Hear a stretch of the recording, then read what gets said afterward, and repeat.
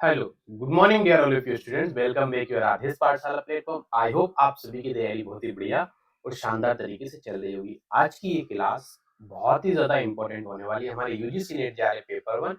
UGC net JRF paper 1 में हम लोग पढ़ रहे हैं हायर एजुकेशन। हायर एजुकेशन की आज क्लास नंबर 12 भी होने वाली है और अलग से यदि मैं बात करूँ तो आज हम एनईपी 2020 को पढ़ने वाले हैं। आज 2025 में एनईपी 2020 को पूरे 5 साल हुए। सरकार ने अभी इसके 5 साल पूर्ण होने पर काफ़ी इसको एप्रिशिएट भी किया है। एक जश्न का माहौल था सरकार के लिए एजुकेशन के क्षेत्र में लेकर। तो मे भी बहुत ज़्यादा चांसेस हैं एनईपी 2020 से क्वेश्चन बनेगा। पिछली बार भी क्वेश्चन आते हैं और हर बार एनईपी 2020 से एक प्रश्न तो बनते ही बनता है। तो मे बी 99.99% चांसेस है कि यहाँ से एक प्रश्न तो बनेगा बनेगा। ठीक है, वो प्रश्न कैसा आएगा ये कह ही नहीं सकते। किसी भी तरीके से वो प्रश्न आपके पास पूछ लिया जाएगा, बस इतना याद रखना। फिर भी मैक्सिमम अगर आप मान के चले तो 99.99% चांसेस है, एक प्रश्न तो यहाँ से बनते ही बनता है आपके पास। तो इसको अच्छे से पढ़ना। एक क्लास कंप्लीटली हमारी लगने वाली है एनईपी 2020। बहुत बड़ा ये टॉपिक है आपका एनईपी 2020 और इम्पोर्टेंट बहुत ज़्यादा है। क्लियर? सिर्फ इसी एग्ज़ाम की बात नहीं, अन्य और एग्ज़ामों भी इससे प्रश्न बनते हैं। ठीक है? चलिए स्टार्ट करते हैं। हम लोग अभी हायर एजुकेशन बस इसके बाद अब हम क्या करेंगे, एनईपी 2020 पढ़ने के बाद 1-2 टॉपिक्स और हैं थोड़े से समझने वाले, थ्योरी वाले, उनको एक क्लास लेने के बाद फिर बाकी चीज़ें हम सीधे-सीधे शॉर्ट में पढ़ेंगे। बस मैं आपको चार्ट दूँगा, उस चार्ट पे आपको चीज़ों को पढ़ना और कुछ भी नहीं करना, बस।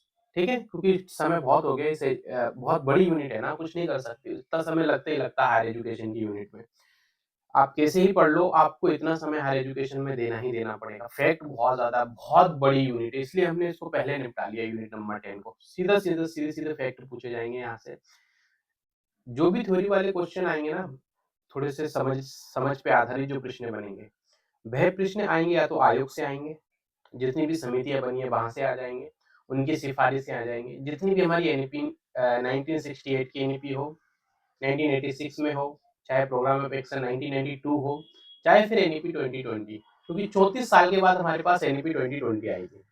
ठीक है? अब इसको पढ़ेंगे आगे करके, एक करके चीज़ समझेंगे क्या कब आई थी, किस इसमें क्या कार्य हुआ, कौन-कौन सी समिति किसमें महत्वपूर्ण भूमिका थी, उन सब चीज़ों पे हम बात करेंगे। एनईपी 2020 कैसे आई है मैंने लास्ट क्लास में समझाया था, अभी बता देता हूँ। 1968 में हमारी फर्स्ट एजुकेशन पॉलिसीज़ आती है। 1986 में हमारी सेकंड एजुकेशन पॉलिसी आई थी। फिर उसी में कुछ संशोधित करके 1990 1992 में यानी 1992 में प्रोग्राम ऑफ एक्शन लाया जाता है। फिर इसके 34 साल बाद हमारी एक नई शिक्षा नीति बनती है 2020 में मोदी सरकार के द्वारा। ये याद रखना, प्रधानमंत्री के कार्यकाल पूछ लिए जाते हैं सभी एजुकेशन पॉलिसीज़ में। 1968 मैंने सब आपको बता दिए किसकी सरकार थी, कौन प्रधानमंत्री थे, कौन शिक्षा मंत्री थी, ये सारी बात हम पढ़ चुके हैं। चलिए नेक्स्ट।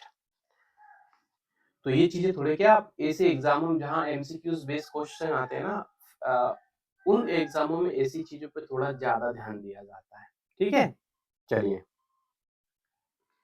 पहली बात क्या हो रही है यहाँ पर, देख लेते हैं अपन कि भारत सरकार ने कब आई थी 29 जुलाई। मैंने कहा ना अभी हाल ही में भारत सरकार ने 5 साल अभी जुलाई के महीने में ही भारत सरकार ने काफ़ी इसका एडवर्टाइज़मेंट किया था, अपने आप को एप्रिशिएट भी किया था। 29 जुलाई 2020 को नई शिक्षा नीति, राष्ट्रीय शिक्षा नीति, इसको नेशनल एजुकेशन पॉलिसी 2020 जारी की थी। यह 1986 की नीति 1992 में इसको प्रोग्राम ऑफ एक्शन के नाम से संशोधित किया गया था। नरसिम्हा राव जी की सरकार थी, हमने बात की थी, क्लियर? और क्या है? पहली बार आई नई शिक्षा नीति, इसका मुख्य उद्देश्य क्या था? भारत की शिक्षा प्रणाली को सर्वांगीण, ये बड़ी याद रख लेना।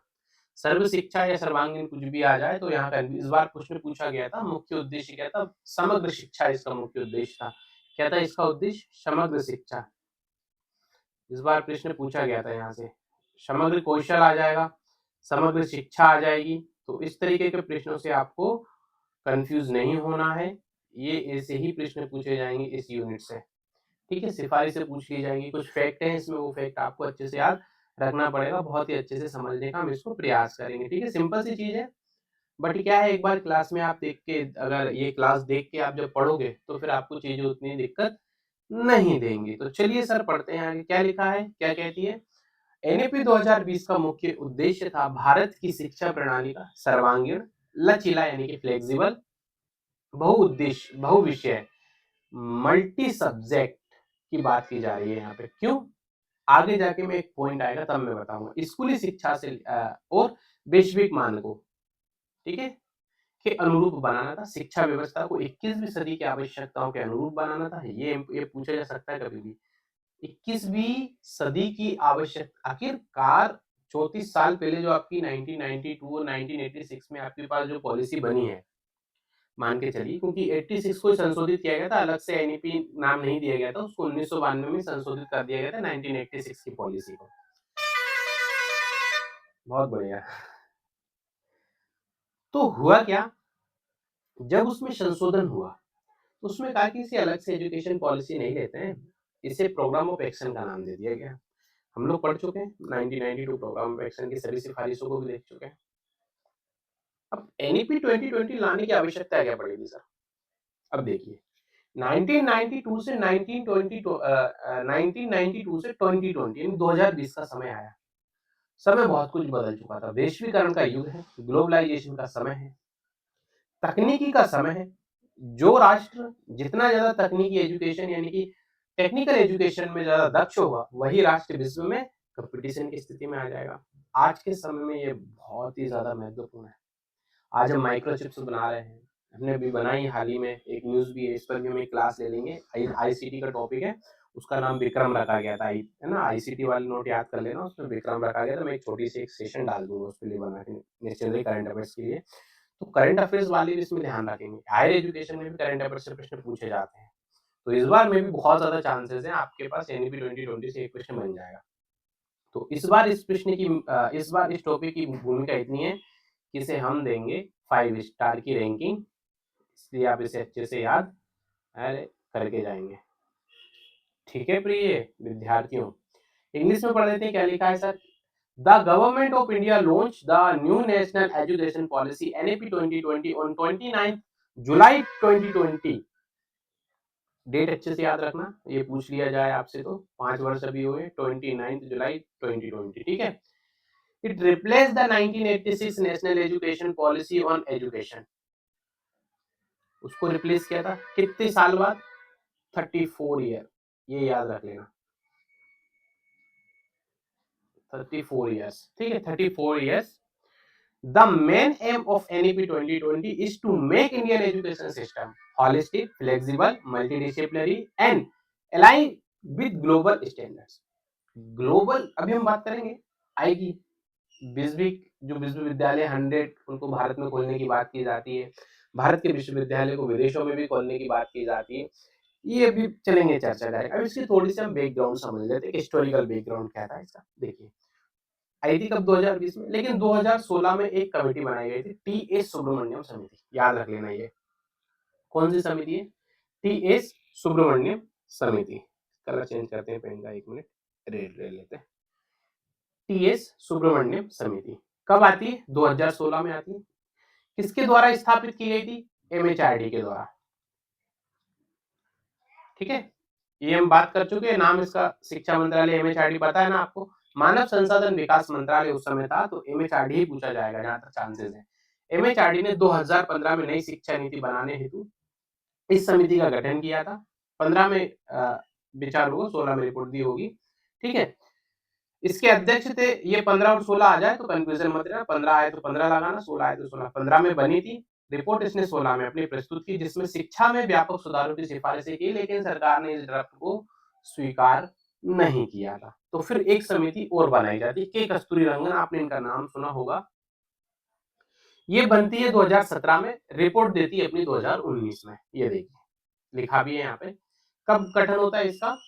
डॉक्टर के कस्तूरी रंगन समिति 2017 में गठन होता है, 2019 में ये सरकार को अपनी रिपोर्ट सौंपती है। अब सरकार का कार्य कि आप एनईपी लेकर आइए या तो नहीं लेकर आइए।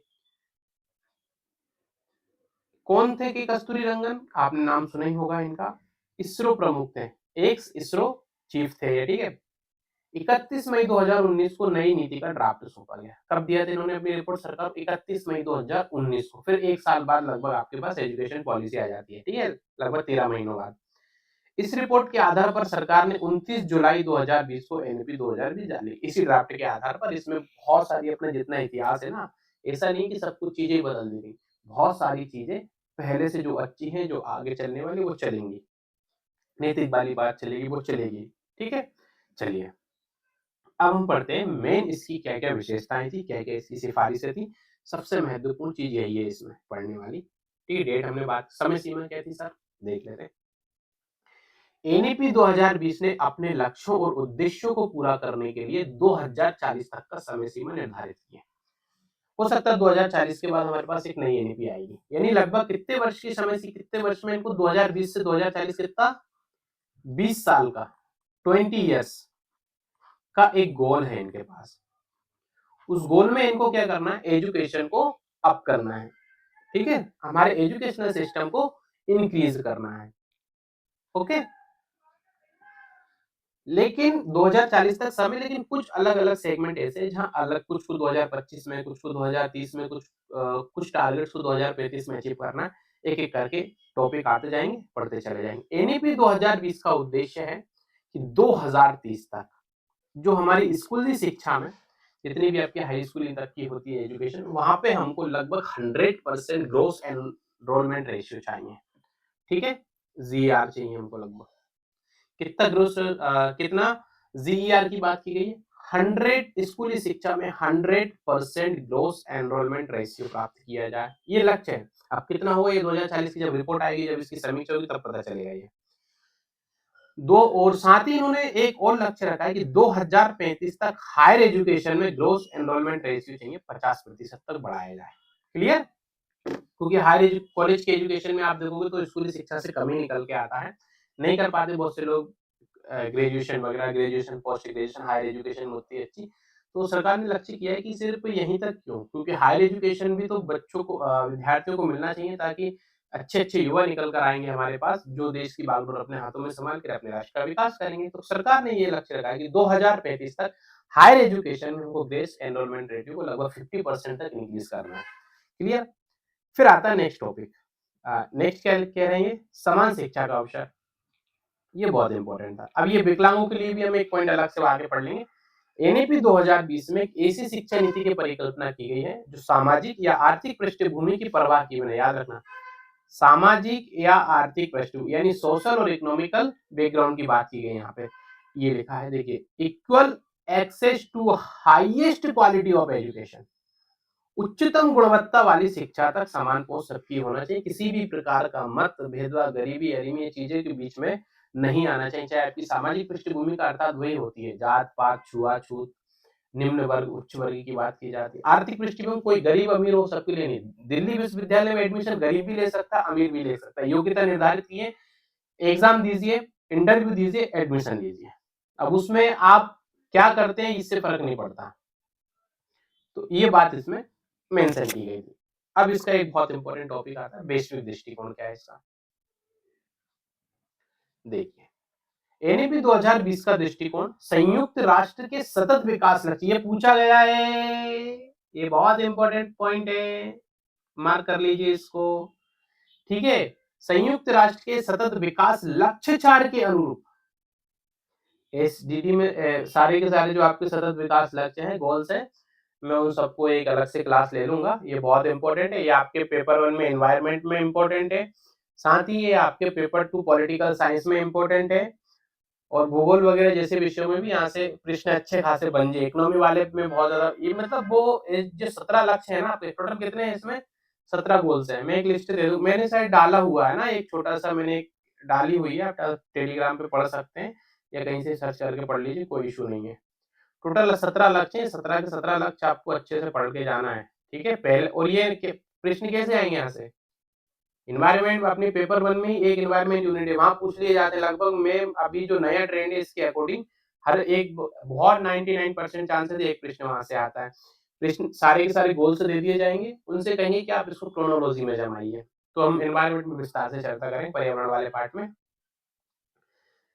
वैश्विक दृष्टिकोण अर्थात एनईपी 2020 का दृष्टिकोण संयुक्त राष्ट्र के सतत विकास लक्ष्य 4 के अनुरूप, जिसका उद्देश्य था, 4 क्या था, समावेशी एवं समान गुणवत्ता सुनिश्चित करना, सभी के लिए आजीवन सीखने के अवसर मिलना चाहिए। ये सतत विकास लक्ष्य 4 था, उसके आधार पर हमने एनईपी 2020 में अपने उद्देश्य और लक्ष्य निर्धारित किए हैं। और क्या नई संरचना, ये बहुत इंपॉर्टेंट चेंज किया था। 10+2 प्रणाली को बदलकर ये इन्होंने फिर एक नया ढांचा स्थापित किया। 5+3+3+4 4 ईयर आपकी एजुकेशन उच्च शिक्षा हो जाएगी और 5-3-3 में आपको पूरी आपकी शिक्षा कंप्लीट करना है। ठीक है, यहाँ से सॉरी ये अलग है। 10+2 जैसे कि मैं बता देता हूँ आपको, फाउंडेशनल 5 ईयर का होगा, फिर आएगा प्रिपरेटरी, मिडल या सेकेंडरी कह लीजिए, और 4 ईयर का आपका सेकेंडरी जिसमें 9, 10, 11, 12, ठीक है, क्लास 9, क्लास 10, क्लास 11, क्लास 12 तक। तो ये फॉर्मूला इन्होंने तय किया था। इसके आधार पर इन्होंने किया, जैसे कक्षा 3 तक आपको टेक्निकल एजुकेशन अंक गणित की बात की जाती है, अंक गणित आपको कक्षा 3 तक आपको सिखाना है। ऐसी सारी चीजें अभी आएंगी, निकल कर हम पढ़ लेंगे। ठीक है, फिर उनके बात की जा रही है पाठ्यक्रम में सुधार की क्या बात है, करिकुलम रिफॉर्म में क्या बात की, रटने की बजाय समग्र, मैंने भी बात की थी आपसे समग्र शिक्षा की। समग्र ये पूछा गया, ये वाला वर्ड इस बार आया था, ये क्वेश्चन है ना, अभी ये 2025 जून में ये क्वेश्चन आया गया था। ये अनुभवात्मक और कौशल आधारित, अर्थात curriculum to be holistic, experiential, क्या है, हाँ, एंड स्किल बेस्ड एजुकेशन की बात की गई है। प्रारंभिक बाल शिक्षा यानी कि अर्ली चाइल्डहुड एजुकेशन के विषय में क्या कहते हैं, 5 ईयर तक यानी 5 साल तक बच्चों के लिए। ये देखिए, समग्र का मतलब जब आ जाएगा तब समग्र शिक्षा होती है, सिर्फ किताबी ज्ञान नहीं होता, बौद्धिक ज्ञान होता है, आपकी फिजिक्स, इसको निकल जाने देते हैं पहले, वरना ये बिल्कुल बहुत बढ़िया। जाइए जल्दी निकलिए, डिस्टर्ब हो रहा हमारे बच्चों को क्लास लेने में। हॉर्न तो ऐसा बजाते हैं यार, कुछ पूछो मत इन लोगों को, इतने बड़े बड़े पावर वाले हॉर्न लगा के जाते हैं ना ये बस वाले, कुछ मत पूछो, देखना। चलिए, प्रारंभिक बाल शिक्षा क्या कहती है, 5 वर्ष तक के बच्चों के लिए खेल व गतिविधि आधारित शिक्षा होनी चाहिए। सही बात है सर। और क्या है, साक्षरता और संख्यात्मक यानी फाउंडेशनल लिटरेसी एंड नंबरेसी की बात करते हैं। कक्षा 3 तक के बच्चों, ये मैंने भी बात की थी, सभी बच्चों को पढ़ना लिखना और अंक गणित सुनिश्चित करना है। ऐसा ना हो बच्चा 10वीं तक पहुंच गया, उसको सही से ना तो कैलकुलेशन अच्छे से आती है, ना उसको रीड करना आती है। तो इस चीज को सुनिश्चित करना है, यानी उस लेवल पर आपको आपका पाठ्यक्रम तैयार किया जाएगा, आपको उस तरह की शिक्षा बच्चों को देना है। नोटेड। चलिए, और क्या बात है देख लेते हैं, और क्या टॉपिक है इसमें। व्यवसायिक शिक्षा, ये बहुत इंपॉर्टेंट है। वोकेशनल एजुकेशन, ऊपर देखिए, वोकेशनल एजुकेशन अर्थात कक्षा 6 से व्यवसायिक पाठ्यक्रम और इंटर्नशिप शामिल आपको करना चाहिए, करें आप। Vocational course and internship from grade onward. ठीक है, उच्च शिक्षा में लचीलापन, इजी चीजें हैं, सब पता है। जब न्यू एजुकेशन पॉलिसी है, ये सब चीजों की बात की जाएगी, यानी फ्लेक्सिबिलिटी होना चाहिए हायर एजुकेशन में। कैसे, स्नातक में मल्टीपल एंट्री एग्जिट सिस्टम, ये बहुत इंपॉर्टेंट है, ये सरकार ने इसको लागू भी कर दिया है। आपने सुना होगा एबीसी क्रेडिट, है ना, एबीसी बैंक आपकी बनाई गई है, क्रेडिट बैंक बनाई गई, जिसमें आपको क्या मिलेंगे, ये इसको मैं अलग से पढ़ेंगे, है ना, इसको मैं अलग से छोटी छोटी। अब देखिए, एक इम्पोर्टेंट इन्फॉर्मेशन दे देता हूँ आप लोगों को मैं। अब देखिए, हायर एजुकेशन चल रहा है, हायर एजुकेशन छोटा चीज तो है नहीं है, सरकार नई नई स्कीम्स लेकर आती है, कहाँ तक कवर करोगे उसको, तो क्या करेंगे हम लोग, ये 12 क्लासेस तो हो चुकी हैं, 1-2 क्लासेस में मैं पूरा का पूरा समाप्त कर दूंगा, अंतिम बचा हुआ चीजों को शॉर्ट शॉर्ट चीज में एक पीडीएफ बना हुआ है, उसको खत्म कर देंगे, भेज दूंगा ग्रुप में, तो पढ़ लेना उसको, फैक्ट कुछ नहीं है, संस्थाओं की स्थापना और उसकी लोकेशन वाली चीजें हैं। अब करना क्या अपन ने, जैसे एबीसी हुई, स्वयं हुआ, स्वयं प्रभा हुआ, सरकार की कुछ, आज तो हद हो रही है यार, सरकार की कुछ भी स्कीम्स होती है, पॉलिसीज होती हैं, उन सब पे हम चर्चाएं करेंगे। ये पॉलिसीज पूछी जाती है, सर्व शिक्षा अभियान हो गया, मध्याह्न भोजन प्रोग्राम हो गया आपका, स्कूल चले हम हो गया, और बहुत सारी स्कीम्स ऐसी चलती हैं। ठीक है, तो उन सब पे भी हम एक क्लास में सारी सारी प्लानिंग्स को हम जितने भी प्लान है सबको सब अब चर्चा कर लेंगे 2025 तक। इम्पोर्टेंट सभी आप निश्चिंत रहिएगा। इसमें आंगनबाड़ी हो गया आपका, बहुत सारी चीजें हैं, प्ले स्कूल कह लीजिए आंगनबाड़ी को आप एक तरह से। अब देखिए, आगे बढ़ते ही क्रम से, नियामक ढांचा यानी कि रेगुलेटरी फ्रेमवर्क होना चाहिए, ये बहुत इंपॉर्टेंट उन्होंने बात की। और 2 अभी जुलाई का जो आपका सेशन था, इसमें भी एक चर्चा की गई थी, तो उसमें कहा गया था कि एक हायर एजुकेशन कमीशन का गठन करने की बात की गई थी।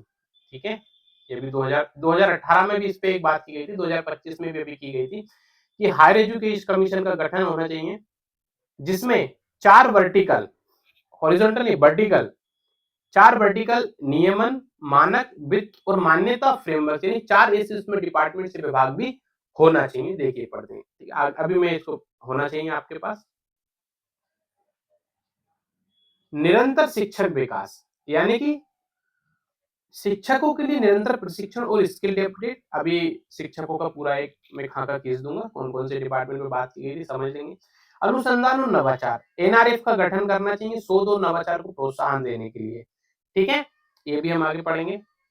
शिक्षा में निवेश, अर्थात जीडीपी का 6%, ये बात आज भी की जा रही है। जीडीपी का 6 कहाँ, नॉलेज कमीशन में हमने पढ़ा था 6% पे, तब से लेके आज तक हम इसको पढ़ते आ रहे हैं कि जीडीपी का 6% शिक्षा पर खर्च करने का लक्ष्य रखा जाए साहब। बिल्कुल, जो कि अभी तक मैंने बताया था आपको, लगभग हम 4% खर्च कर रहे हैं अभी तक।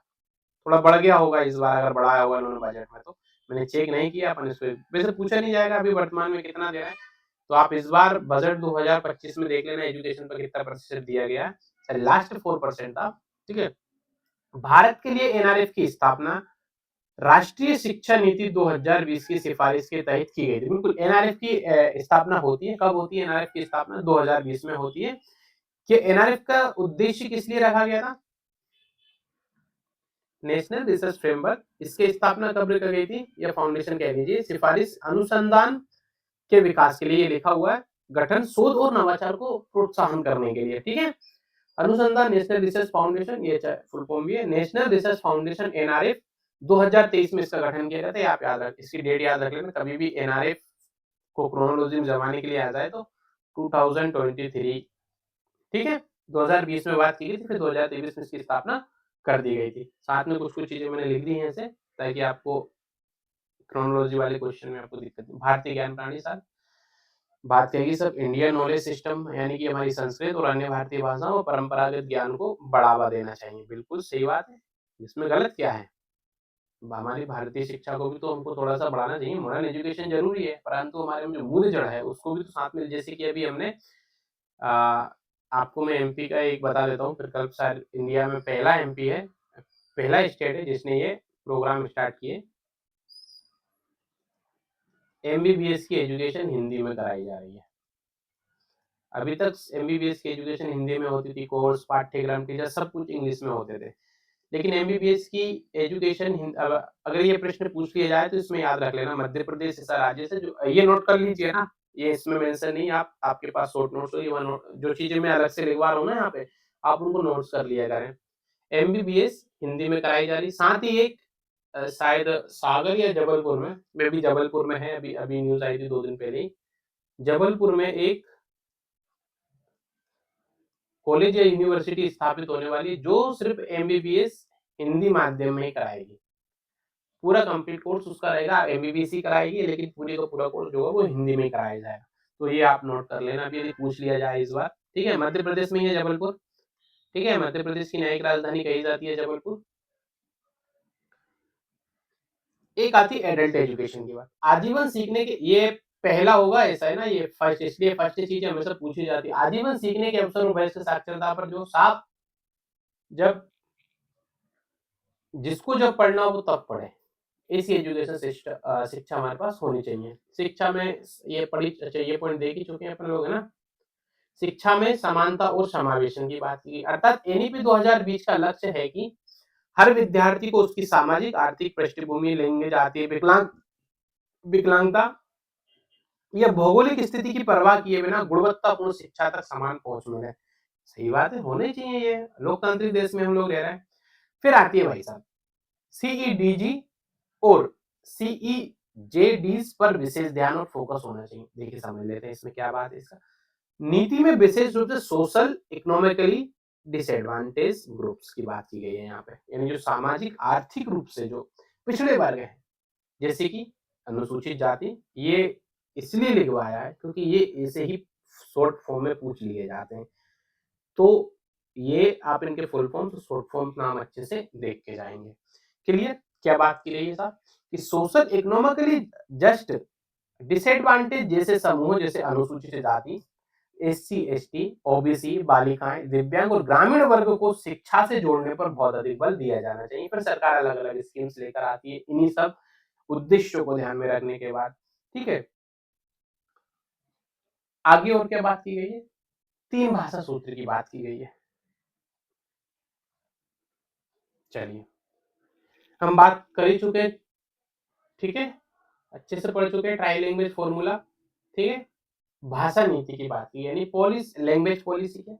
कक्षा 5 तक, संभव हो तो 8 तक मातृभाषा और स्थानीय भाषा में शिक्षा दी जाए। समान पहुंच, हर बच्चे को स्कूल तक पहुंच और ड्रॉप आउट दर में कमी लेकर आना है। बाल वाटिका क्लास हो, खेल आधारित प्ले स्कूल की बात की गई, आधारित पाठ्यक्रम होने चाहिए स्थानीय भाषा में, वही सारी ये चीज अच्छे से याद करके रहना। ये जैसे कि इसमें लिखा हुआ 5 वर्ष से बच्चों के लिए बाल वाटिका होनी चाहिए, है ना, प्ले स्कूल जैसे अपन आज की भाषा में कहते हैं ना प्ले स्कूल, वही सारी सारी बातें की गई है। चलिए, उच्च शिक्षा में शासन, अब गवर्नेंस की बात है। एनईपी 2020 में उच्च शिक्षा के लिए नियामक एक एकल नियामक, एक भारतीय उच्च आयोग की स्थापना का प्रस्ताव दिया गया। ठीक है, 2018 में इस पे सरकार ने विचार किया था। ठीक है, अपनी रिपोर्ट वगैरह बनाने के लिए कहा। फिर अभी 2025 पे इस पे फिर से सरकार ने इस पे बात की गई है कि यूजीसी जैसी कि अभी एजुकेशन के नियम कौन तय कर रही है? यूजीसी कर रही है हमारी। अब यूजीसी, टीचर एजुकेशन, ये सारी सारी जितनी भी इंस्टीट्यूट है सबको समाप्त करके एक बनाना है, higher education commission of India, एक आयोग बनाना है। और इसके अंतर्गत 4 नियामक रखी गई थी, जैसे कि 4 इसकी जो अथॉरिटी बॉडीज होंगी उनकी बात की गई है इसमें। एक होगी NHERC, national higher education regulatory council, ये नियमन करेगी पूरा का पूरा, रेगुलेट करने के लिए बनाया जाएगा, ये उसी का पार्ट होंगे। एक होगी एनएससी, नेशनल एक्रेडिटेशन काउंसिल, यानी मान्यता देने के लिए। बिल्कुल सही बात है सर, किसी को नया कुछ स्थापना करना तो मान्यता भी तो मिलना, वो कौन देगा? तो उसके लिए अलग से एक विभाग रख दिया। फिर एक आएगा हायर एजुकेशन ग्रांट काउंसिल, अब वित्तीय सहायता के लिए, उनका वित्त पोषण करने के लिए, फाइनेंशियली उनको हेल्प करने के लिए आप एक हायर एजुकेशन ग्रांट काउंसिल करोगे, जैसे अभी हमारे पास यूजीसी ग्रांट भी देती है और बाकी अन्य कार्य भी उसको रेगुलेट भी करती है। जीईसी, जनरल एजुकेशन काउंसिल, सामान्य कह दीजिए आप इसको, ये भी एक एजुकेशन काउंसिल बनाएंगे जो मानक वगैरह निर्धारित तय करेगी, क्या रूल्स रेगुलेटरीज वगैरह ये सारी सारी चीज तय करेगी। तो ये 4 नियमन की बात की, इसको अच्छे से याद कर लेना, ये चारों को चार है। ठीक है, ये 4 पिलर कह लीजिए आप इसको। ठीक है, 4 pillar of higher education commission India. ठीक है, चलिए, इसके पीछे विचार ये, अच्छा इन्होंने उद्देश्य भी दिया है, क्या उद्देश्य था ये सब करने का? उद्देश्य है कि उच्च एवं वोकेशनल एजुकेशन में मौजूद अत्यधिक विनियमन यानी ओवर रेगुलेशन की समस्या को दूर किया जाए। बिल्कुल सही बात है, अलग अलग विभागों से बहुत ज्यादा कॉन्फ्लिक्ट की चीजें होती है। ठीक है, क्रॉस चीजें हो जाती है, बड़ा समय लगता है उन चीजों को करने में, और फिर जिम्मेवारी सही से किसी की अकाउंटेबिलिटी उसमें तय नहीं कर पाती। इस वजह से होता क्या है, जो शिक्षा का लाभ एक विद्यार्थी को मिलना चाहिए वह उसको प्राप्त नहीं हो पाता। ये सब बात इसमें करी गई थी। आगे देखिए, कुछ मैंने फैक्ट निकाल दिए हैं इससे। चलिए, अच्छा वही है हायर एजुकेशन वाला, अभी मैंने आपको शॉर्ट में बताया था। क्या कह रहा है? Higher education commission of India की स्थापना का प्रस्ताव 2018 में किया गया था, जब विश्वविद्यालय अनुदान आयोग यानी यूजीसी के सुधार की घोषणा हुई थी कि यूजीसी में सुधार करना चाहिए, तब भी इसकी घोषणा हुई थी। तो उन्होंने कहा कि एक एकल निकाय हमको बनाना चाहिए। ठीक है, यानी एक बॉडी हमको लेकर आना है जो सभी निकायों के साथ काम करेगी एजुकेशन सिस्टम में, अलग अलग निकाय ना बने। 27 जून 2018 को मानव संसाधन विकास मंत्रालय ने यूजीसी को समाप्त करके उसकी जगह higher education commission of India का प्रस्ताव भी रखा था, परंतु नहीं बन पाया। तो 2018 की बात कर रहा हूं मैं अभी, है ना। मानव संसाधन विकास मंत्रालय था, 2020 में जब नई पॉलिसी आई शिक्षा मंत्रालय बन गया था, इसलिए नाम वही याद रखना हमको, अच्छे से कभी भी कंफ्यूजन ना बने। ठीक है, हायर एजुकेशन कमीशन की स्थापना संसद, अब कैसे होगा ये सब, कैसे बनेगा नया आयोग? जैसे हमने यूजीसी को बनाया था 1956 में, ठीक है, 1956 आता है, फिर 1964 आता है, कोठारी आयोग आता है, बहुत सारे फिर आयोग बनते हैं, यूजीसी एक्ट आता है।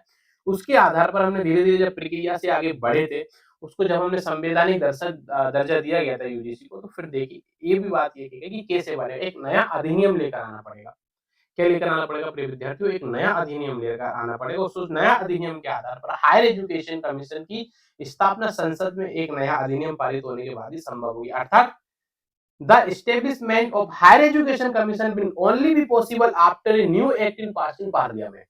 ठीक है, उद्देश्य क्या था साहब इसका? Higher education commission of India का मुख्य लक्ष्य था उच्च शिक्षा संस्थानों को अधिक स्वायत्तता देना, उनकी नियामक यानी कि रेगुलेटरी भूमिकाओं को घटाकर केवल शैक्षणिक गुणवत्ता और मानकों पर ध्यान करना, वरना सब खाना पूर्ति होती है आज की। मानक तय करना, क्वालिटी पर गवर्नमेंट इंस्टीट्यूट्स की क्या हालत है सबको पता है हमको। आईआईटी बॉम्बे जैसे संस्थानों को मैं छोड़ दूं तो बाकी सबके सब संस्थान राम भरोसे चल रहे हैं बस।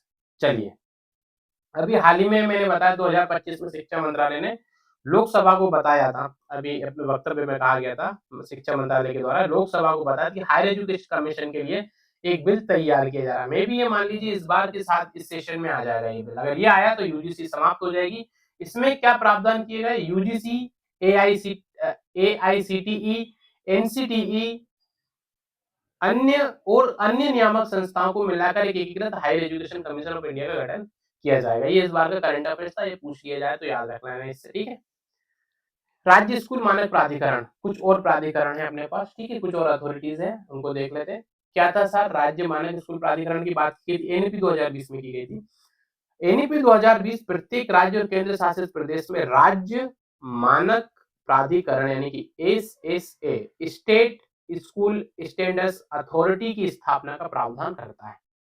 उद्देश्य क्या था इसका? उद्देश्य था एक परामर्शदर्शी और विश्वसनीय ढांचा तैयार करना जो गुणवत्तापूर्ण आश्वासन और मान्यता प्रणाली को संस्थागत रूप में देगी।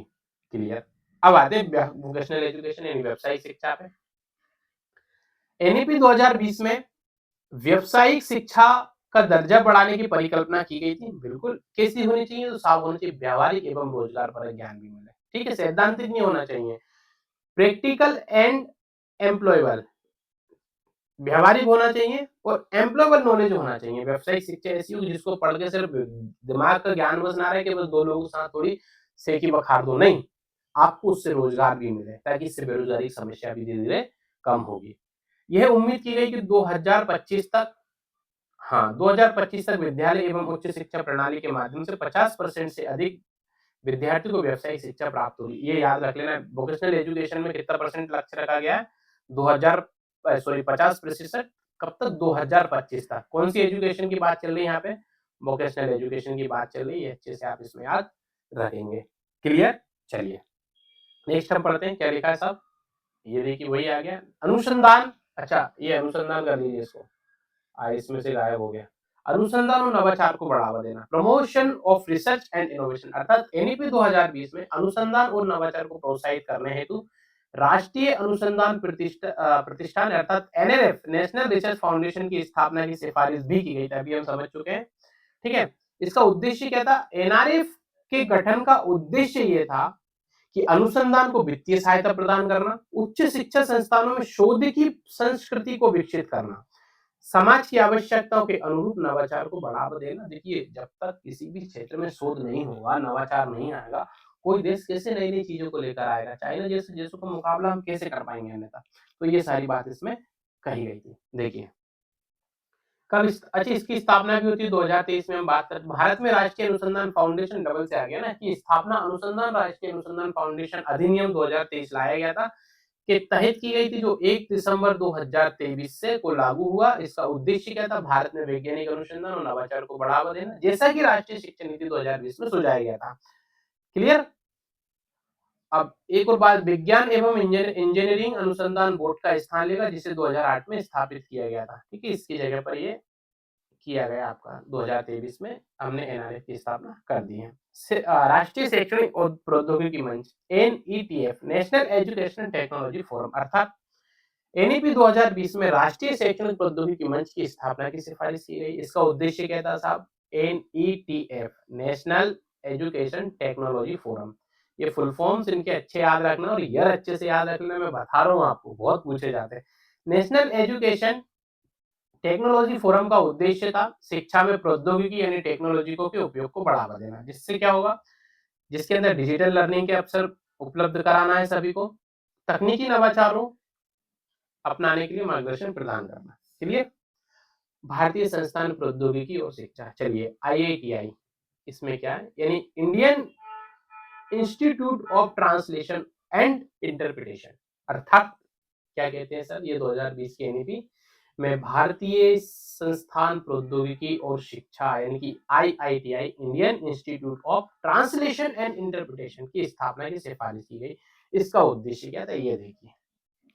IITI का उद्देश्य था भारतीय शिक्षाओं के संरक्षण, उनका संवर्धन करना, ठीक है, और अनुवाद यानी कि ट्रांसलेशन को बढ़ावा देना था। हमारी भारतीय जितनी भी हमारी भारत की लैंग्वेज है, भारत की जितनी भी अन्य राज्यों, अन्य क्षेत्रों के हिसाब से भाषा, उन सभी भाषाओं को संरक्षण करना, ठीक है, ये लिखा भी है। प्रिजर्वेशन, एनरिचमेंट एंड ट्रांसलेशन की बात इसमें कही गई थी। विशेष फोकस क्या था इसका, भारतीय भाषाओं के अध्ययन, शिक्षण और अनुवाद कार्य को संस्थागत रूप से देना। ये इंपॉर्टेंट है, ये पूछा गया, याद रखना। कौन संस्था की बात की गई थी, एनईपी 2020 में की गई थी। शिक्षा का अंतरराष्ट्रीयकरण होना चाहिए साहब। कैसे? एनईपी 2020 में शिक्षा को वैश्विक स्तर पर प्रतिस्पर्धी और सहयोगी बनाने के लिए अंतरराष्ट्रीयकरण पर जोर दिया गया था। बिल्कुल सही बात है साहब। विदेशी विश्वविद्यालयों को भारत में कैंपस खोलने की अनुमति देने की सिफारिश की गई थी। जो भी टॉप आपके 100 यूनिवर्सिटीज है, उनमें से कोई सी भारत में अपने यूनिवर्सिटी स्थापना कर सकती है। भारतीय विश्वविद्यालयों के विषय में क्या बात की गई, भारतीय विश्वविद्यालय को विदेशी संस्थानों के साथ शैक्षणिक सहयोग और साझेदारी करने के लिए प्रोत्साहित किया जाएगा। और हमने बहुत सारी हमारे बेसिक चल रहे हैं एजुकेशन संस्थान, हम विदेशों में जैसे अफ्रीका जैसे देशों में भी स्थापित किए जा रहे हैं, मॉरिशस जैसे देशों में, ठीक है, मिलकर वहां के शिक्षा संस्थानों के साथ मिलकर हम कार्य करते हैं, ठीक है। विद्यार्थियों को, शिक्षकों के लिए अंतरराष्ट्रीय एक्सचेंज प्रोग्राम को बढ़ावा दिया जाएगा। क्या लिखा है, भारतीयों और शिक्षकों के लिए अंतरराष्ट्रीय एक्सचेंज प्रोग्राम को बढ़ावा दिया जाएगा। चलिए भैया आगे बढ़ते हैं। बोर्ड परीक्षाओं में मूल्यांकन सुधार पे क्या बात की गई है, वही सीधी बात है। एनईपी 2020 में ज्ञान रटने यानी कि रोट लर्निंग की बजाय आलोचनात्मक सोच, रचनात्मकता और विश्लेषणात्मक शिक्षा को बढ़ा देना, पहले ही समझ चुके हैं ये चीज। मुख्य सुधार क्या किए, बोर्ड परीक्षा वर्ष में 2 बार आयोजित करने का सुझाव दिया ताकि विद्यार्थियों को दूसरा अवसर मिल सके। और अभी हाल ही में सीबीएसई ने यह निर्णय लिया है कि 1 ईयर में यानी प्रत्येक साल में हम 2 बार एग्जाम कराएंगे, 2 टाइम एग्जाम लिए जाएंगे आपके, ठीक है। और दोनों ही एग्जाम के मार्क्स के आधार पर आपकी एक मेरिट यानी कि फाइनल मेरिट या स्कोर कार्ड कह लीजिए आप, इसको स्कोर कार्ड बनाया जाएगा। क्लियर? ये पूछा जा सकता है, याद रखिए 2025 में कुछ करंट अफेयर्स की चीजें हैं, इनको आप अच्छे से याद करके जाना, जो मैं बता रहा हूँ ये नोट करते रहना, पीपीटी में नहीं है ये सारी चीजें। क्या लिखा है, और क्या बात की, विद्यार्थियों को विषयों का चुनाव करने और बेहतर स्कोर रखने की सुविधा दी जाएगी। मूल्यांकन प्रणाली को अधिक समग्र यानी कि हॉलिस्टिक और निरंतर कंटिन्यूस बनाया जाएगा। क्लियर? सीबीएसई ने यह घोषणा की है कि 2026 सत्र से, ठीक है, कक्षा 10 की बोर्ड परीक्षा साल में 2 बार आयोजित की जाएगी। पहला सत्र फरवरी में अनिवार्य होगा, दूसरा सत्र मई में वैकल्पिक होगा। क्लियर? चलिए और पढ़ लेते क्या है सर। शिक्षक शिक्षा की बात की है, टीचर एजुकेशन अंडर एनईपी, बिल्कुल ये बहुत इंपॉर्टेंट आने वाली चीज है, बहुत प्रश्न पूछे जाते हैं यहाँ से। एनईपी 2020 में शिक्षकों को राष्ट्र निर्माण का केंद्र माना गया है सर। बिल्कुल टीचर बहुत इंपॉर्टेंट है, जब तक टीचर अगर अच्छे होंगे हमारे पास तो विद्यार्थी अच्छे निकल कर आएंगे। विद्यार्थी तो अच्छे होते हैं, उनको जो सिखाया जाएगा वो वैसे सीख लेंगे, वरना कुछ विद्यार्थी पढ़कर आतंकवादी भी बनते हैं ना यार। ब्रेन वॉश कर दिया जाता है उन लोगों का, और उनसे आप कुछ भी करा लो, फिर वो कुछ भी करेंगे। लेकिन जब टीचर अच्छे से शिक्षा उनको शुरू से, जब ग्राउंड लेवल से ही, जब उनको बेसिक एजुकेशन से लेकर हायर एजुकेशन तक जब उनको अच्छी शिक्षा मिलेगी अच्छे टीचरों के द्वारा, उनके चरित्र का विकास होगा, उसमें नैतिकता का भी उद्भव होगा उनके अंदर। तो क्या होगा, वो अपना तो विकास करेंगे, साथ में अपने परिवार का, अपने समाज का, अपनी सोसाइटी का, अपने देश का, अपने राज्य और राष्ट्र के विकास में भी अपनी एक महत्वपूर्ण भूमिका निभाएंगे और अपना नाम भी कमाएंगे। ये सारी बात उद्देश्य को ध्यान में रखकर यानी की गई, यानी central pillar of national building teacher को कहा गया है, ठीक है। चलिए 2030 तक सभी शिक्षकों के लिए 4 वर्षीय समन्वित बीएड डिग्री को न्यूनतम योग्यता बनाया जाएगा। बिल्कुल, यानी कि आपको टीचर बनने के लिए 4 वर्षीय एक बीएड डिग्री का प्रोग्राम करना अनिवार्य कर दिया जाएगा। ये तो अभी भी है, डीएड बीएड करते हैं सब लोग। शिक्षक शिक्षा संस्थानों को विश्वविद्यालयों स्तर पर स्थानांतरित करके उन्हें बहुविषयक संस्थानों का हिस्सा बनाया जाए। बहुत बढ़िया बात की गई है सर। निरंतर व्यावसायिक विकास यानी कि सीपीडी की बात की गई, यानी कि कंटिन्यूअस प्रोफेशनल डेवलपमेंट पर जोर दिया ताकि शिक्षक समय समय पर नई तकनीकों और शिक्षण पद्धतियों से अपडेट रह सके। क्लियर?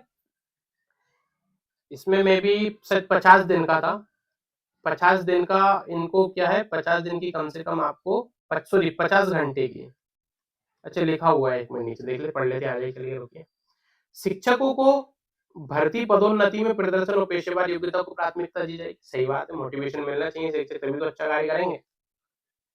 निरंतर व्यावसायिक विकास में क्या बात कही गई थी कि प्रत्येक शिक्षक को के लिए हर वर्ष कम से कम 50 घंटे सीपीडी अर्थात कंटिन्यूअस प्रोफेशनल डेवलपमेंट अनिवार्य होगा। पूछा गया, ये पूछा जा सकता है, ऐसे प्रश्न पूछे जाते हैं यूजीसी में। ठीक है, जो हाईलाइट कर रहा हूँ वो चीज बहुत इंपॉर्टेंट है। इसका उद्देश्य शिक्षकों को शिक्षण तकनीकों, पेडागोजी और विषयगत ज्ञान में अद्यतन बनाना अर्थात teaching technique, pedagogy and subjective knowledge. Pedagogy क्या होती है हम समझ लेंगे, है ना, उसमें टीचिंग एप्टीट्यूड पढ़ेंगे, बहुत अच्छे से पढ़ने वाले हैं, निश्चित रहिएगा आप। ये भी एक लर्निंग का एक स्टेप होती है हमारे पास, है ना, ह्यूटागोजी, पेडागोजी, ये सब पढ़ेंगे हम टीचिंग एप्टीट्यूड में। एकीकृत शिक्षा कार्यक्रम की बात की अर्थात एनईपी 2020 का लक्ष्य है कि शिक्षक प्रणाली को खंडित, वही सारी बात की, एक एकल फ्रेमवर्क बनाना। Higher education commission of India, double से लिख दिया मैंने यहाँ पे भी, कमीशन ऑफ इंडिया की बात की गई है। ठीक है, इस मुख्य विशेषता क्या, एकीकृत शिक्षा कार्यक्रम की बात करते हैं तो एकीकृत और समग्र, या थोड़ा सा बस होलिस्टिक और इंटीग्रेटेड की बात की गई है। विद्यालय शिक्षा में उच्च शिक्षा तक समान दृष्टिकोण विकसित करना। बिल्कुल, विभिन्न विषयों को मिलाकर बहुविषय को लचीली शिक्षा प्रणाली बनाना अर्थात arts, science, commerce, vocational and professional. अब किसी विद्यार्थी का आर्ट्स से लिया उसने, अब उससे लेकिन बीएससी करना है, तो ऐसी एक शिक्षा व्यवस्था लागू ताकि आर्ट्स वाला विद्यार्थी आगे जाके बीएससी कर सके, या बीएससी वाला आर्ट्स तो कर सके आगे चल के। वो जरूरी ये नहीं होना चाहिए कि हायर एजुकेशन में कोई बच्चा, क्योंकि नहीं पता हमको पहले कुछ, जैसे मैंने बायोलॉजी लिया था अपना 11 12 में, मैंने बायोलॉजी लिया, अब मेरे पास साइंस की फील्ड खुली थी, लेकिन सिविल सर्विसेज जाना था, तो मुझे इतनी ज्यादा महत्वपूर्ण उसमें इंपॉर्टेंस लगी नहीं है, तो हमने बीए ले लिया। ठीक है, समझ में आ रहा? तो ऐसी चीजें और इसको लेवल पे आगे आपको बढ़ाना चाहिए। क्लियर? चले, राष्ट्रीय पाठ्य चर्चा रूपरेखा अर्थात एनसीएफ की बात की, एनसीएफ का विकास ताकि समय स्तरों पर शिक्षा के उद्देश्यों और मानकों का समन्वय हो सके। बिल्कुल सही बात है सर। एक ऐसा आपके पास नेशनल करिकुलम फ्रेमवर्क होना चाहिए ताकि प्रत्येक स्तर पर शिक्षा के उद्देश्यों और मानकों का उसमें समन्वय होना चाहिए। ठीक है, विद्यार्थियों के लिए समग्र विकास, ये इस बार पूछा गया है, ये वाली लाइन बिल्कुल 2025 में पूछा है एग्जाम में। पर जोर बौद्धिक, भावनात्मक, सामाजिक, नैतिक और व्यवहारिक पक्षों का संतुलन होना चाहिए। ठीक है, राष्ट्रीय व्यावसायिक मानक शिक्षक अर्थात किस चीज की बात की जा रही है यहाँ पे देख लीजिए। एनईपी 2020 में राष्ट्रीय व्यावसायिक मानक शिक्षक यानी कि एनपीएसटी विकसित करने की सिर्फ national professional standard for teacher की बात की गई है। किस लिए की गई है तो समझ लेते हैं आप। शिक्षकों के लिए एक स्पष्ट मानक अपेक्षा होनी चाहिए, क्लियर स्टैंडर्ड एंड एक्सपेक्टेशंस तय करना, जिससे उनकी गुणवत्ता और पेशेवर योग्यता बढ़ सके। क्लियर? शिक्षकों की भर्ती, मूल्यांकन, पदोन्नति और व्यावसायिक विकास में इन सभी मानकों का प्रयोग किया जाएगा। एनपीएसटी के माध्यम से शिक्षकों को निरंतर सीखने, यानी लगातार उनको कंटिन्यूअस लर्निंग कह सकते हैं, आत्म मूल्यांकन के लिए भी प्रेरित किया जाएगा। Continuous learning and self assessment की बात इसमें की गई है ताकि शिक्षक अपडेट रहेंगे, सीखते रहेंगे, और साथ ही अपनी जितनी भी तकनीकी है, जितने भी उस माध्यम से नए नए नवाचार के माध्यम से सीखकर वो एक अच्छे शिक्षा का फ्रेमवर्क तैयार कर सकेंगे। एक और बात की गई है इसमें कि समय समय पर एनपीएसटी की समीक्षा और अपडेट किया जाएगा ताकि बदलती शैक्षणिक आवश्यकताओं के अनुरूप उनको बना सकें। क्लियर? ये वाली बात है। फिर एक आता एनएम, नेशनल मिशन ऑफ अच्छा हाँ, राष्ट्रीय मार्गदर्शन मिशन। क्या बात की गई थी इसमें देख लेते हैं जरा। एनईपी 2020 में शिक्षकों और संस्थानों की गुणवत्ता, ये भी टीचर्स के लिए टीचर्स के और संस्थानों की गुणवत्ता सुधार हेतु राष्ट्रीय मार्गदर्शन मिशन की एक सिफारिश की गई थी। इसका उद्देश्य क्या था, देख लीजिए आप। उद्देश्य था अनुभवी उत्कृष्ट सेवानिवृत्त शिक्षकों को मेंटोर्स के रूप में जोड़कर नए और कार्यरत शिक्षकों का मार्गदर्शन करना। बिल्कुल, जो पुराने अनुभवी टीचर्स हैं, अच्छे टीचर्स हैं, उत्कृष्ट यानी कि जिन्होंने अच्छा कार्य किया शिक्षा के क्षेत्र में, और जो सेवानिवृत्त शिक्षक क्या करना, मेंटोर के रूप में जोड़ना है। और जो वर्तमान में जितने भी टीचर्स हैं, जूनियर टीचर्स हैं, नए-नए शिक्षक आए, उन सभी को क्या करना, उनको प्रशिक्षण दिलवाना, उनको मार्गदर्शन देना, ताकि वो शिक्षा को और अच्छे से बढ़ा सके। मैंने फिर कहा था आपको, मैंने एक बार बोला था, सिर्फ एग्जाम पास करके, सिर्फ आपको संविदा का एग्जाम निकाल कर, टीईटी का एग्जाम निकाल कर आप एक अच्छे शिक्षक नहीं बन सकते। कंपटीशन का एग्जाम निकाल कर आप अच्छे शिक्षक नहीं बनते। अच्छे शिक्षक तब बनते हैं जब सरकार की तरफ से आपको एग्जाम क्वालिफाई करने, एग्जाम क्वालिफाई तो सिर्फ आपकी एक एलिजिबिलिटी होती है कि सर आप यहाँ पढ़ा सकते हो, परंतु आप अच्छे टीचर कैसे बनोगे? आज हिंदुस्तान में लाखों टीचर्स हैं, मानते हैं ना आप मेरी बात? लाखों टीचर्स में से कितने टीचरों ने नाम कमाया? बहुत ही कम होंगे। क्यों? क्योंकि उनके अंदर पढ़ाने की स्किल नहीं होती। सिर्फ वो एग्जाम, मतलब सिर्फ किताबी कीड़ा बनकर पढ़कर तो एग्जाम तो क्वालिफाई कर लिया, परंतु शिक्षक बनने की योग्यता नहीं है उनके अंदर। अब क्या करेगी सरकार इसमें? तो सर इसमें उनको प्रशिक्षण दिया जाए, समय समय पर उनको प्रशिक्षण दिया जाए, तकनीकी ज्ञान उनको दिया जाए, ताकि जितना सरकार एक टीचर पर खर्च कर रही है, 1000 रुपए की सैलरी, इतना बड़ा इंस्टीट्यूट, ताकि बच्चों को वो मिले। वरना सरकारी स्कूलों की हालत देखो, मास्टरों की सैलरी उनकी 70-70, 80-80 हजार सैलरी, और सही से 12 तक के पढ़े नहीं लिख पाते, सही से अंग्रेजी में स्पेलिंग नहीं लिख पाते। ये स्थिति है आज भी हमारे इसी भारत की बात कर रहे हैं हम, जो कल को विश्व गुरु बनने का स्वप्न देखता है। क्या ही कर सकते हैं अब इसमें। इसीलिए ये सब चीजें, एनईपी 2020 बहुत अच्छी स्कीम सरकार लेकर आई है, एजुकेशन पॉलिसी, और हम सभी इसकी सराहना भी करते हैं। और शिक्षा प्रणाली में ज्ञान, कौशल और सर्वोत्तम प्रथाओं यानी बेस्ट प्रैक्टिस का आदान प्रदान सुनिश्चित करना। सही बात है। विद्यालय और उच्च शिक्षा दोनों स्तर पर मेंटोर मेंटी नेटवर्क का निर्माण करना। ठीक है, वही बात है पहली वाली पॉइंट की इसमें। शिक्षकों के व्यक्तिगत एवं पेशेवर विकास को भी प्रोत्साहित करना, भाई उनको प्रमोशन देना, उनकी सैलरी पे बात करना, ताकि इससे क्या होगा, टीचर अच्छे से काम करेगा। थोड़ा वो लालच देना पड़ता है, किसी से अच्छा काम कराना ना, तो उसकी थोड़ा अप्रिशिएट किया जाए उसको। ठीक है, उसको पर्सनल लेवल पर प्रोफेशनल उसकी ग्रोथ होना बहुत जरूरी है। ठीक है, अगर कोई मान लीजिए कोई छोटा टीचर है, वो वहीं के वहीं है, तो कहाँ से उसके अंदर काम करने का मोटिवेशन आएगा? उसको मोटिवेशन देना पड़ेगा, तो आप उसको ग्रो करना चाहिए, उसके आप प्रमोशन दीजिए, उसकी सैलरी इंक्रीज कीजिए, उसको एप्रिशिएट कीजिए, अदर करिकुलम एक्टिविटीज में उसकी पार्टिसिपेशन को सुनिश्चित कीजिए। ये सारी चीजें एक टीचर को बेहतर बनाती हैं, और फिर वो अच्छे से काम भी करता है। क्लियर? चलिए, यहाँ पर है ऊपर, शिक्षक शिक्षा संस्थानों का बहुविषयीकरण। बिल्कुल, बहुत इंपॉर्टेंट। अभी पहले बात कर, एनईपी 2020 ने सभी स्वतंत्र शिक्षक संस्थानों यानी stand alone teacher education institute को वर्ष 2030 तक बहुविषयक संस्थानों में बदलना है। टारगेट याद रखना, कब तक? वर्ष 2030 तक सभी एकल stand alone teacher education institute को बहुविषयक संस्थानों में तब्दील करना है। काम इस प्रारंभ हो भी चुके हैं बहुत सी जगह पे। कहाँ आ गए? चाहिए रहा। और क्या है इसका मुख्य उद्देश्य था? विविध विषयों और कौशल से लैस करना और उन्हें अधिक व्यापक शैक्षणिक दृष्टिकोण प्रदान करना। ठीक है, ये कदम शिक्षक शिक्षा को उच्च शिक्षा प्रणाली को मुख्य धारा में शामिल करने की दिशा में एक बहुत ही महत्वपूर्ण सुधार इसमें रहेगा। आगे और क्या बात की जा रही है सर, तो देख लीजिए। ऑनलाइन प्रशिक्षण, ऑनलाइन ट्रेनिंग फॉर टीचर्स की बात की जा रही है यहाँ पे, है ना। एनईपी 2020 में शिक्षक शिक्षा और निरंतर व्यावसायिक विकास यानी सीपीडी के लिए ऑनलाइन प्रशिक्षण और डिजिटल प्लेटफॉर्म का उपयोग बढ़ाने की सिफारिश की गई। उसका मुख्य उद्देश्य क्या था? शिक्षकों को सुलभ, लचीलापन एंड समय के अनुकूल प्रशिक्षण प्रदान करना।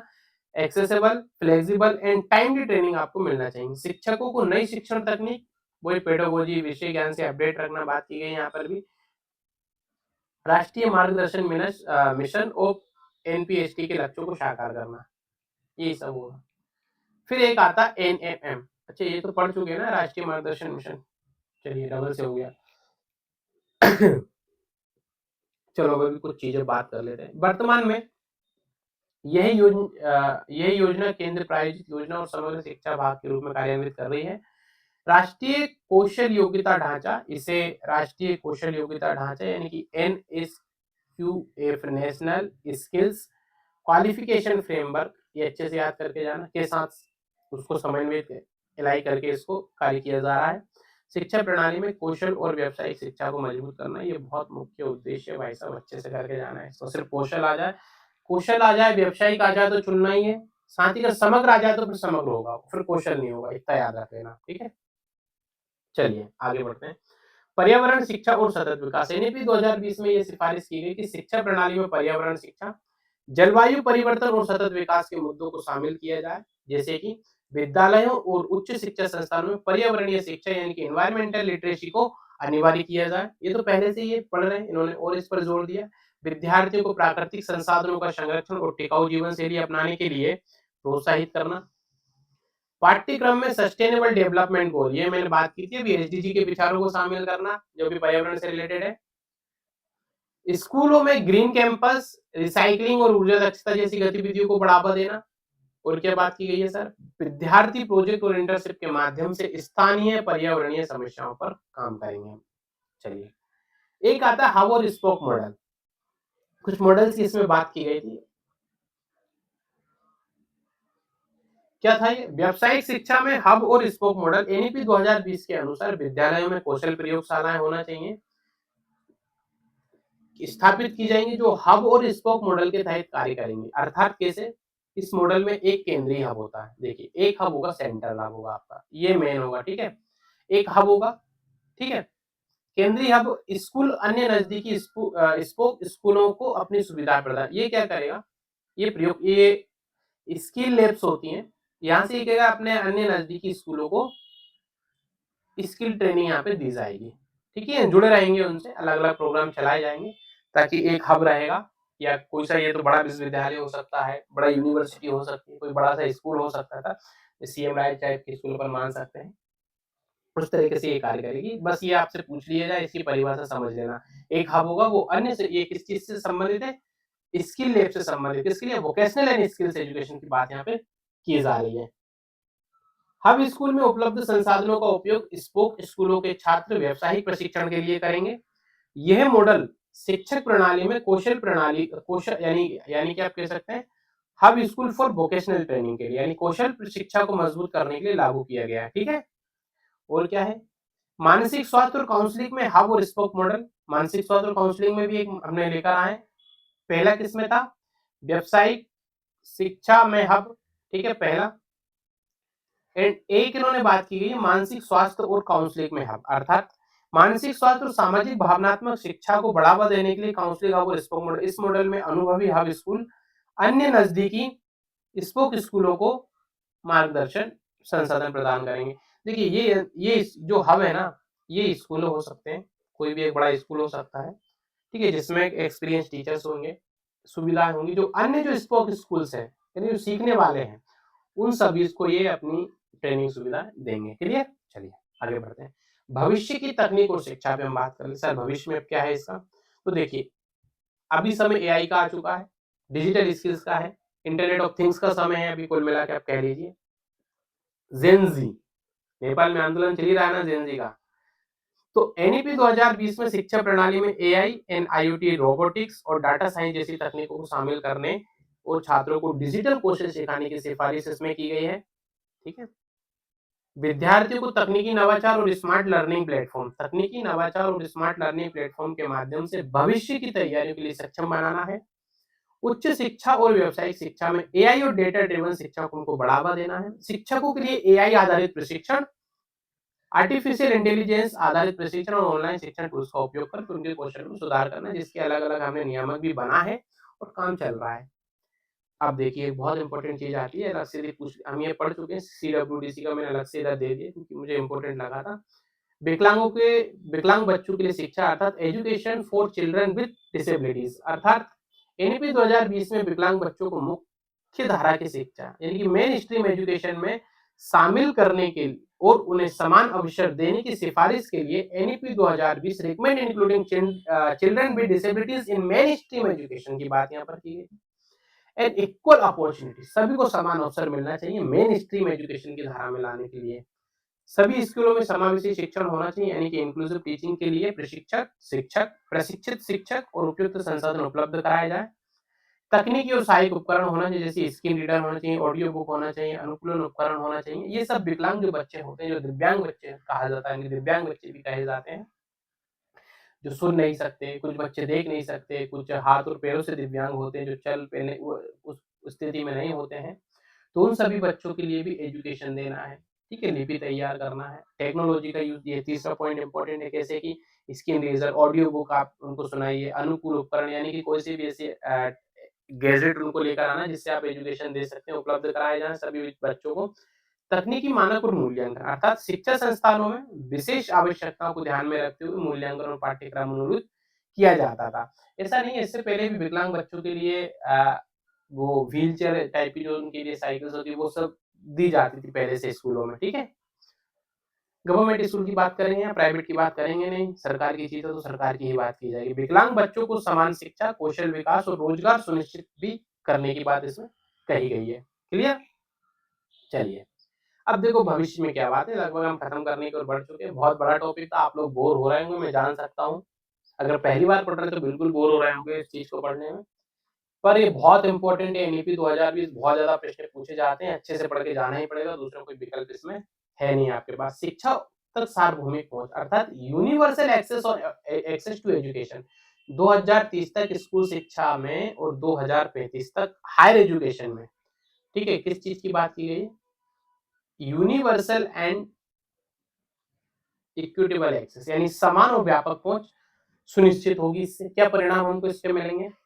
ग्रोस एनरोलमेंट रेशियो में लगभग हम आगे बढ़ेंगे, जैसे हमने लक्ष्य तय किया स्कूली शिक्षा में 100% और हायर एजुकेशन में हमने 50% रेशियो का तय किया है। कौशल और व्यावसायिक शिक्षा में हमने लगभग 2025 तक 50% से अधिक छात्र व्यावसायिक शिक्षा प्राप्त करेंगे। ये परिणाम हमको मिल सकते हैं, मिलेंगे, कार्य किया ही जा रहा है। शिक्षक शिक्षा और गुणवत्ता, जैसे कि हमने एनपीएसटी, सीपीडी और एनएमएम जैसे शिक्षक गुणवत्ता को पेशेवर विकास बढ़ेगा ऐसे संस्थानों से। हायर एजुकेशन सुधार, जैसे कि higher education commission of India की स्थापना से उच्च शिक्षा का विकास, नियमन सरल और पारदर्शी हुआ। देखते हैं कब इसकी स्थापना होती है। मुझे लग रहा है शायद इस साल के अंत में सत्र में विधेयक ला सकती है सरकार हायर एजु, क्योंकि अभी इसमें तो पारित नहीं हुआ मानसून सत्र में, पर अभी शीतकालीन सत्र स्टार्ट होगा जब भी, तब उसमें आने की संभावना बहुत ज़्यादा रहेगी, नवंबर दिसंबर में जब भी होगा, देख लेंगे। नेक्स्ट सेशन में तैयारी करेंगे, फिर उसकी आएगा तो अपन क्या करेंगे, इस पे ना आप करंट अफेयर्स पढ़ के जाना। अगर आपके एग्जाम से पहले अगर एक आता है मानसून सत्र में और पारित होता है, तो आप इसको अच्छे से पढ़ के जाएंगे ना, higher education commission of India को, फिर पूरा पूरा यूजीसी वगैरह का पूरा इतिहास भी पूछ लिया जा सकता है। एनआरएफ में अनुसंधान, संस्कृति और नवाचार को बढ़ावा देना, बिल्कुल एनआरएफ होगा तो अनुसंधान बढ़ेगा। प्रौद्योगिकी और डिजिटल की बात की गई है, पर्यावरण सतत विकास की बात की गई, समावेशी शिक्षा की बात की हमने, एसडीजीजी एंड एसईजेडी और सीडब्ल्यूडीसी की अभी बात की है। तीनों क्षेत्र, अनुसूचित जाति जनजाति, विकलांग सभी के लिए भी सोशल इकोनॉमिकल डिसेबिलिटीज है ना। अंतरराष्ट्रीयकरण, विदेशी विद्यालयों के आगमन और भारतीय संस्थानों के बीच भी शिक्षा के विस्तार में अंतरराष्ट्रीयकरण होगा, बहुत जरूरी है। कुछ चुनौतियां भी हो सकती हैं, देख लेते हैं हम क्या चुनौतियां हैं। एक सबसे बड़ी चुनौती तो यही है हमारे वित्तीय संसाधन। अब हमने इतनी अच्छी अच्छी बातें कर ली, इतने अच्छे अच्छे स्वप्न हमने देख लिए, 2030 2040 तक हमने जो लक्ष्य तय किया है, वित्तीय संसाधन की बात करते हैं। सबसे पहले जीडीपी का 6% निवेश लक्ष्य कठिन होता है। अभी हम मात्र लगभग 4% ही इस पर खर्च कर रहे हैं, 2% अभी भी कम है। पर्याप्त फंडिंग और उसके सही उपयोग को चुनौती मिलती है। बिल्कुल, सबसे बड़ी चीज तो अर्थ ही होती है ना, जब तक आपके पास फाइनेंशियली आपके पास पावर नहीं होगी, हम कैसे अच्छे से अच्छे संस्थान स्थापना कर पाएंगे, कैसे कैसे हम इतनी रेगुलेटरी बॉडी को हाई कर पाएंगे, टीचर एजुकेशन को बढ़ा पाएंगे, ठीक है? ये सारी बात, अर्थ ही सबसे बड़ी ताकत होती है। क्रियान्वयन, नीति का सही और समान क्रियान्वयन राज्यों और संस्थानों में सुनिश्चित करना बहुत मुश्किल है।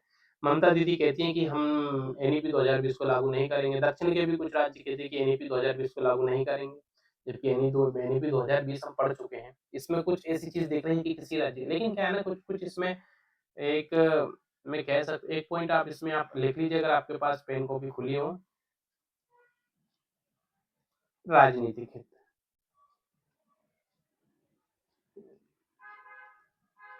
ठीक है? राजनीतिक हित। चलिए, शिक्षक प्रशिक्षण और गुणवत्ता, एनपीएचटी, सीडीपी और एनएमएम के लक्ष्यों को पूरा करने के लिए पर्याप्त प्रशिक्षण संस्थान बिल्कुल चाहिए, तभी तो हम ये सारे लक्ष्य प्राप्त कर पाएंगे। डिजिटल विभाजन, ग्रामीण, शहरी और अमीर गरीब के बीच डिजिटल संसाधनों तक पहुंच में आज भी असमानता है। ये बात बहुत सही है। आज भी आप ग्रामीण क्षेत्र में जाओगे, वहाँ एक तो सबसे बड़ी नेटवर्क की प्रॉब्लम भी आती है और साथ ही स्थिति इतनी अच्छी नहीं है कि वो 10 से 12 हज़ार का भी एक एंड्रॉइड मोबाइल लेके चला सकें। कीपैड मोबाइल्स होते, कैसे पढ़ पाएँगे? अमीरी गरीबी के बीच डिजिटल संसाधनों तक पहुंच में असमानता होती है ग्रामीण और शहरी के क्षेत्र पे। आपके पास तो स्मार्टफ़ोन है, लेकिन कहीं ऐसे आप देखेंगे आपके आस-पास जिनके पास कीपैड भी नहीं होगा। उच्च शिक्षा सुधार, हायर एजुकेशन रिफॉर्म की बात की गई। Higher education commission of India और अन्य संस्थानों का पुनर्गठन राजनीतिक और प्रशासनिक स्तर पर समय लेने वाला और जटिल हो सकता है। बिल्कुल सही बात है। अभी देखिए एनईपी 2020 में 2018 में पहला विचार रखा गया, 2020 में इसमें बात की गई। अब 2020 से 2025 में अब जाके सरकार ने इस पर फिर से कानून बनाने की बात की। 5 साल तो यहाँ हो ही गए ना लगभग, ठीक है? अब ये कब कानून बनेगा ये देखा जाएगा, ठीक है? चलिए। व्यावसायिक शिक्षा की स्वीकृति, यानी कि समाज में अभी भी व्यावसायिक शिक्षा को कमतर समझने की मानसिकता, वो समझते नहीं है बस सबको, एक मानसिकता होती है लोगों के लिए कि सरकारी नौकरी ही चाहिए, उससे बेहतर कुछ नहीं है। सरकार सबको तो नौकरी दे नहीं पाएगी, पॉसिबल ही नहीं है ना यार, कहीं से कहीं तक भी। सरकार प्रत्येक व्यक्ति को नौकरी कैसे दे देगी?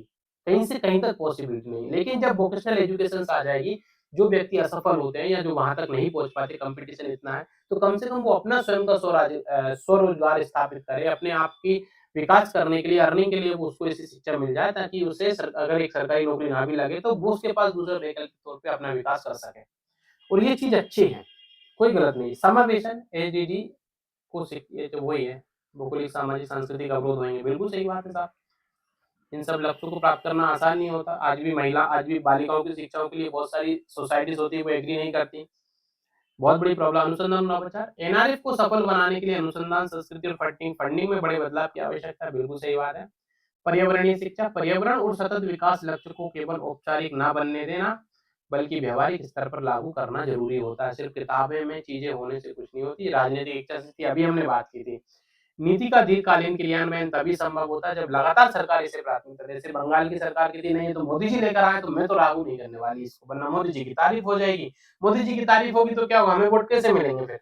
तो ये चीज़ें भी राजनीतिक इच्छाशक्ति बड़ा एक अवरोध पैदा करती है। दक्षिण के राज्य भी ये करते हैं। ट्राइलिंगुअल फ़ॉर्मूला को अप्लाई नहीं करते, एनईपी 2020 को नहीं मानते वो लोग। तो ये सारी चीज़ें इसमें होती रहती हैं। तो ये था आपका एनईपी 2020 हम लोग समाप्त कर चुके हैं और आशा करता हूँ आप लोगों को आज की क्लास में बोरियत कम हुई होगी। क्लियर? बोरियत कम हुई हो ऐसी तो उम्मीद कर ही सकता हूँ मैं आप लोगों से। तो एनईपी 2020 समाप्त हो चुकी है हमारी। लगभग 12 क्लासेस हायर एजुकेशन की कर चुके हैं। सभी के नोट्स भी मैंने दे दिए हैं। ऐसा नहीं है कि आपको अभी तक कोई सी क्लास के नोट्स ना मिले हों। अब हायर एजुकेशन की जैसे ही क्लास अपलोड हो जाएगी, इसके नोट्स भी वैसे के वैसे ही आपको लगभग 1 घंटे बाद 11 बजे अपलोड, जैसे 11 बजे क्लास स्टार्ट हो रही है, तो आपको इसके 1 घंटे बाद ये क्लास मिल जाएगी। क्लियर है? अब एक और इम्पोर्टेंट चीज़ें बता रहा हूँ मैं आपको। मैथ मैंने स्टार्ट कर दी है, 3 क्लासेस मैथ की हुई हैं। अभी कुछ 2-3 दिन क्लास नहीं हो पाई थी, वही मेडिकल इश्यू की वजह से मैंने इन्फॉर्म नहीं किया आप लोगों को, ताकि आप लोग डिस्टर्ब ना हो ज़्यादा, इसलिए। और जो भी विद्यार्थी यहाँ तक अगर नए विद्यार्थी हैं, पहली बार इस क्लास को देख रहे हैं, मुझे देख रहे हैं, मेरे से पढ़ रहे हैं, तो आप लोग के लिए बता देता हूँ। मेरा नाम राधेश्याम केवट है एंड मैं आप सभी को UGC net JRE paper 1 and political science पढ़ाता हूँ। यूपीएससी पीएसआईआर भी हम बहुत जल्दी स्टार्ट करेंगे एंड अन्य सब्जेक्ट भी स्टार्ट करेंगे धीरे-धीरे। अभी हमने प्रारंभ किया है 2025 में और बहुत ही जल्दी हम धीरे-धीरे आगे विकास की ओर बढ़ेंगे। अभी हम यूजीसी नेट जेआरई पेपर 1 ही सिर्फ पढ़ा रहे हैं। पॉलिटिकल साइंस में कभी-कभी कोई टॉपिक आते हैं करंट अफेयर्स के, तो वो उसपे एक छोटी-सी इन्फॉर्मेशन वीडियो बना देता हूँ। ठीक है? तो जो विद्यार्थी दिसंबर जो 2025 एंड जून 2026 का एग्ज़ाम देना चाहते हैं, उन सभी विद्यार्थियों के लिए मैं राधेश्याम केवट राधेश पाठशाला के इस प्लेटफ़ॉर्म पर UGC net JRE paper 1 completely free of cost पढ़ा रहा हूँ और बहुत अच्छे से पढ़ा रहे हैं, बहुत अच्छे से हम लोग पढ़ रहे हैं। ये तो मैं नहीं कह सकता, ये तो आप लोग ही बताएँगे कि मैं कैसा पढ़ाता हूँ, आपको कितना समझ में आता है। क्लियर? ये तो आप ही लोग मुझे फीडबैक के माध्यम से बताएँगे। बहुत सारे बच्चे हमसे पढ़ रहे हैं, महाराष्ट्र, राजस्थान, उड़ीसा से काफ़ी सारे बच्चे क्लास देखने लगे और कंटिन्यूअसली वो क्लास देख रहे हैं। उन सभी के लिए मैं धन्यवाद करता हूँ कि आप लोगों ने मुझे इस बात आप लोगों ने मुझ पे इतना विश्वास दिखाया है कि आप लोग कंटिन्यूअसली क्लास देख रहे हैं और मैं उन सभी विद्यार्थियों से भी ये अपेक्षा करूँगा कि वो राधेश पाठशाला को ज़्यादा से ज़्यादा शेयर करें, ज़्यादा से ज़्यादा विद्यार्थियों तक पहुँचाएँ, ताकि राधेश पाठशाला भी धीरे-धीरे समय के साथ ग्रो करेगी और नए-नए इसका फ़ायदा ये होगा, मेरा ग्रो करने का फ़ायदा ये करेगा। हम ये जो हमारा कोर्स है फ्री ऑफ कॉस्ट जो पेपर 1 जो लगभग अन्य कोचिंग संस्थान आपको 3000, 5000, 10,000, 20 हज़ार तक में पेपर 1 की तैयारी बड़े-बड़े संस्थान कराते हैं, मैं नाम नहीं लूँगा किसी भी इंस्टीट्यूट का। लेकिन मैं आपको यहाँ पर खासकर हिंदी माध्यम के विद्यार्थियों के लिए मैंने अपना पूरा बेस समर्थन क्योंकि पेपर 1 में लैंग्वेज उनको सबसे बड़ी एक प्रॉब्लम आता है कि वो बैरियर टूटे और हम एक अच्छे से एजुकेशन सभी को दे पाएँ। तो पेपर 1 हम पढ़ रहे हैं। मैथ जैसी कंप्लीट होगी, मैं आपको कुछ गाइडेंस और दे दूँगा। अभी हम क्या करेंगे हायर एजुकेशन हम इसको यहीं समाप्त करेंगे 12 क्लास पर ही। अब जो क्लासेस आएँगी 1-2 क्लास और लेंगे लगभग 13, 14, 15 क्लास में हम थोड़ा-सा जल्दी-जल्दी स्पीड से समाप्त करेंगे। आपको बस नोट्स एक से याद करना है, खत्म कर देंगे। ठीक है 3 क्लास और ले लेंगे हटा होता है। 3 दिन का समय लगेगा ना 3 क्लास और लेके इसको खत्म करेंगे पूरा का पूरा। नोटेड? तो क्लास समझ में आ रही हो तो मुझे बता दिया करो यार। शांत बैठे रहते हो, कमेंट्स किया करो ना क्लासों पे क्यों नहीं करते आप लोग? मुझे पता ही नहीं चलता, कौन देख रहा है क्लास, किसको समझ में आ रहा है, क्या नहीं है। मुझे पता कुछ फीडबैक्स अगर हो कमियाँ हो तो वो भी बताया करो ताकि उसे नेक्स्ट क्लास में फिर से सुधार के फीडबैक भी दिया करो आप लोग। देते ही नहीं हो यार आप लोग बस क्लास देख लेते हो, बस चुपचाप लाइक करके भग जाते हो इधर से। चलो, मज़ाक कर रहा हूँ, दिल पे मत लेना, ठीक है? मेरी आदत है थोड़ा-सा आपको बोरियत से बचाने के लिए। तो मिलते हैं फिर अगली अगले किसी नए सेशन के साथ। तब तक के लिए आप सभी स्वस्थ रहें, व्यस्त रहें, आनंदित रहें, खूब मेहनत करते रहें, अच्छे से मन लगा के पढ़ते रहिएगा, ठीक है? तो इसी के साथ आज की क्लास को बढ़ते हैं इति सिद्धम। जय हिंद सभी प्रिय साथियों को।